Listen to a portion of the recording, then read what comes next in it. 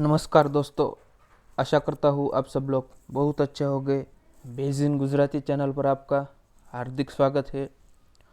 आज हम ऐसे मुद्दे पर चर्चा करने वाला है जो कि पिछले 20 सालों से चर्चे में है। हालांकि 20 सालों पहले कुछ ज़्यादा चर्चे में था नहीं, लेकिन अब 4 साल से पहले बहुत ही चर्चे में रहा है। आप सब लोगों ने यूरोपियन यूनियन का नाम तो सुना ही होगा। 1957 में उसकी स्थापना हुई थी। उसके बाद उसमें से यूरोप के कई सारे कंट्री उसमें जुड़े और कई सारे उसने जुड़ाए। इसमें से एक यूनाइटेड किंगडम भी है, यानी कि सभी यूरोपियन कंट्री का समूह है। कोई ऐसी बात नहीं है कि उसमें सारे यूरोप के कंट्रीज उसमें शामिल है। अब आप एग्जांपल ले सकते हो, यानी कि नॉर्वे। नॉर्वे बहुत विकसित देश है। स्विट्जरलैंड वो भी बहुत विकसित देश है, लेकिन वो यूरोपियन यूनियन का हिस्सा नहीं है। आप लोगों को और भी क्वेश्चन आ रहा होगा कि उसके पीछे की वजह क्या है। तो उस देश ऐसे तो विकसित है ही, लेकिन अगर यूयू में जुड़े तो उसका डाउनफॉल शुरू हो जाएगा। यानी कि उसमें जुड़ने के कई सारे फायदे और गैरफायदे दोनों थे, लेकिन यूनाइटेड किंगडम जब से जुड़ा है तब से सुर्खियों में रहा है। यानी कि 4-5 साल पहले ही 2016 में कई बार यूरोपियन यूनियन में से बाहर निकलने की चर्चा की गई थी, लेकिन 31 दिसंबर 2020 के दिन फाइनली 110% उस पर हस्ताक्षर हुए और यूरोपियन यूनियन से यूके अलग हुआ। उसके पीछे के कारण क्या थे, अब इस वीडियो में हम जानते हैं। अगर इससे जुड़े हुए कोई भी क्वेश्चन हो या कोई कुछ टॉपिक ऐसा हो जो आपको समझ में नहीं आई, तो उस टॉपिक को हम ज़्यादा से ज़्यादा लोगों तक पहुंचा सके, इसके लिए इस वीडियो को लाइक करो, शेयर करो एंड कमेंट करना ना भूलें। और उसके बाद हम शुरू करते हैं। तो 2016 में यूके के प्राइम मिनिस्टर थे कैमरॉन। डेविड कैमरॉन थे, वो ब्रेग्जिट करना चाहते थे यूनाइटेड किंगडम को ईयू से। यानी कि उसमें से उसने रेफरेंडम किया 72% रेफरेंडम हुआ भी। उसमें से 48.1%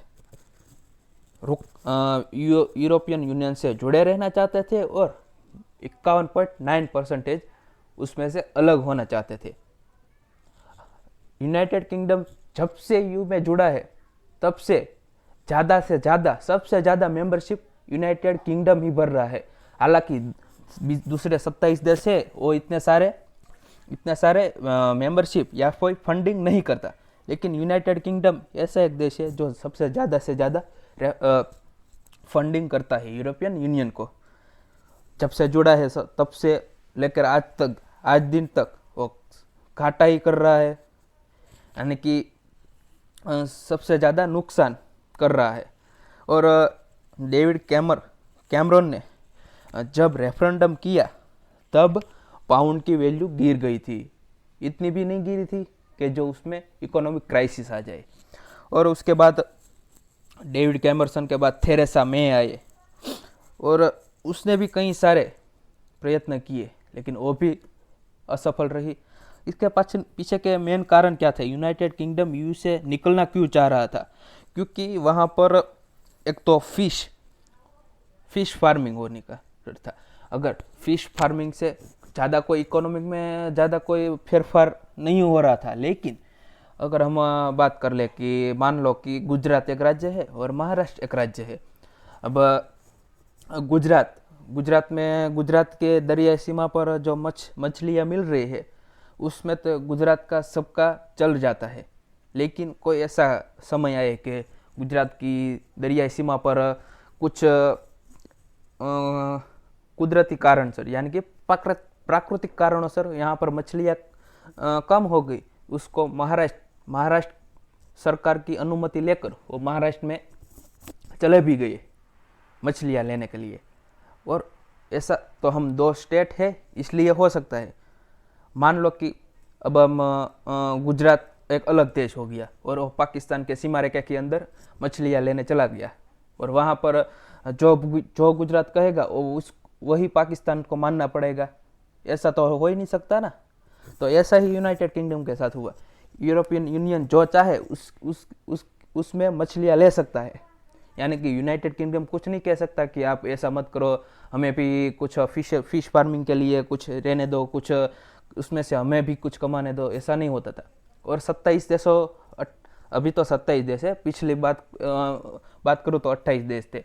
तो 28 देश थे तब उसमें इसका ऐसा माहौल था कि जो भी देश क्या व्यक्ति, मान लो कि मैं पेरिस में रहता हूँ और मुझे लंदन जाना है, तो मैं बिना वीज़ा के जा सकता था।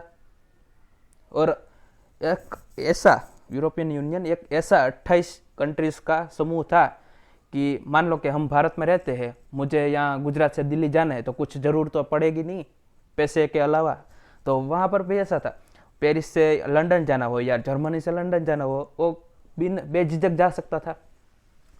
लेकिन उसके बाद हुआ क्या, लंदन तो एक फाइनेंशियल हब है, दुनिया का सबसे बड़ा फाइनेंशियल मार्केट लंदन में है, बरोबर। और दुनिया के कई सारे बैंकों के हेडक्वार्टर भी लंदन में आए हुए हैं। और उसी के कारण वहाँ दूसरे देश जर्मनी से, फ्रांस से, वहाँ पर से लोग लंदन या फिर यूनाइटेड किंगडम में लोग नौकरियाँ या जॉब्स, बिजनेस, एक छोटी मोटी इकोनॉमिक कंडीशन क्रिएट करने के लिए जाते थे। यानी कि बिजनेस करना हो तो जाइए यूके में जाइए, जॉब करनी है तो यूके में जाइए। और हमने यार मान लो कि हम भारत में करोड़पति है और हम यूके में बिजनेस स्टार्टअप करना चाहते हैं, तो हम ऐसा तो नहीं है कि हम भारत में जितना टैक्स दे रहे थे, जितना फंडिंग कर रहे थे, उतना यूके में करेंगे। वहाँ पर से तो हमें पैसे की लालच हो ना, पैसे की लालच होगी ना, कि ज़्यादा से ज़्यादा बेनिफिट कहाँ से मिले। और यूके सर गवर्नमेंट को टैक्सेस देना होगा, लेकिन उतना ज़्यादा तो हम देंगे ही नहीं ना, ऐसी बात थी। और इसके कारण बाहर से लोग नौकरी करने के लिए यूके में आते थे, तो उसमें ज़्यादा से ज़्यादा पैसा गिर रहा था।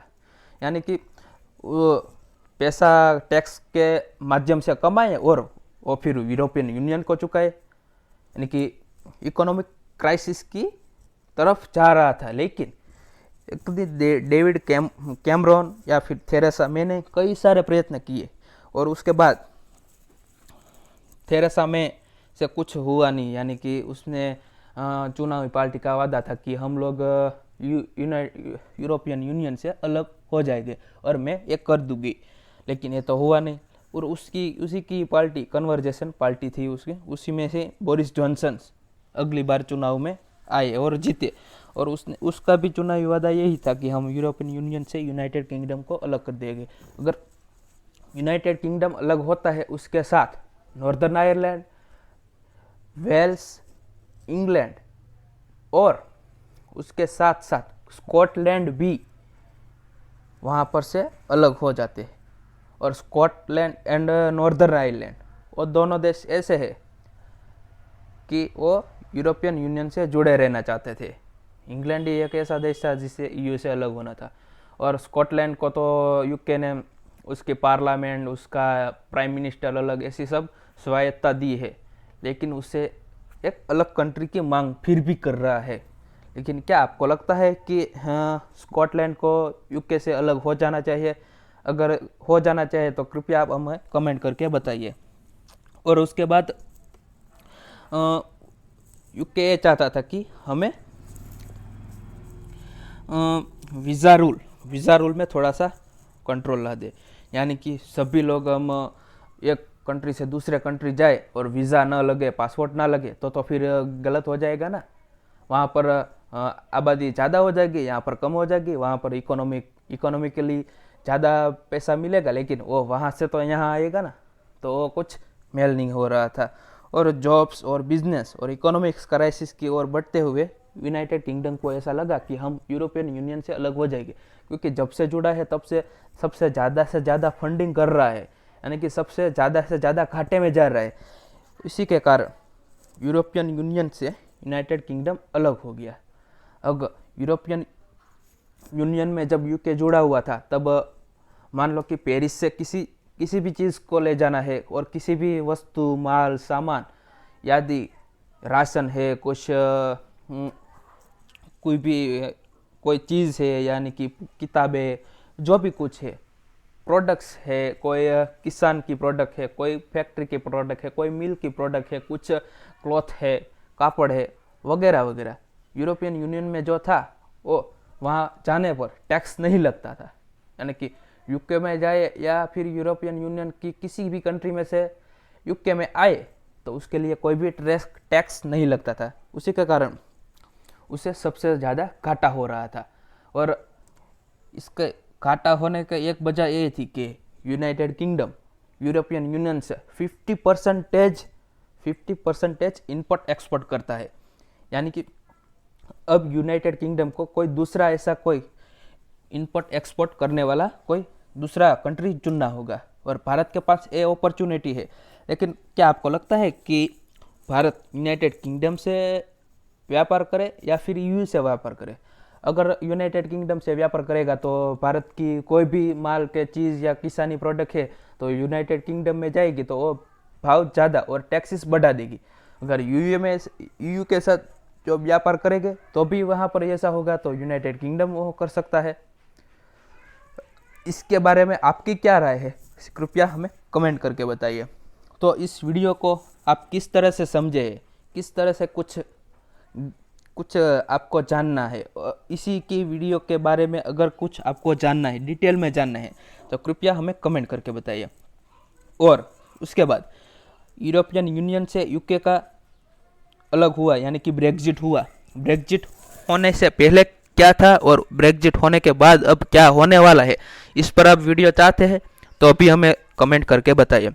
अगर आपको ये वीडियो अच्छा लगा हो तो प्लीज़ इस वीडियो को ज़्यादा से ज़्यादा लोगों तक शेयर कीजिए। अगर आपको इस वीडियो में कोई भी सुझाव हो तो कृपया हमें कमेंट करके बताइए और हमारे चैनल को सब्सक्राइब कीजिए। जय हिंद, वंदे मातरम।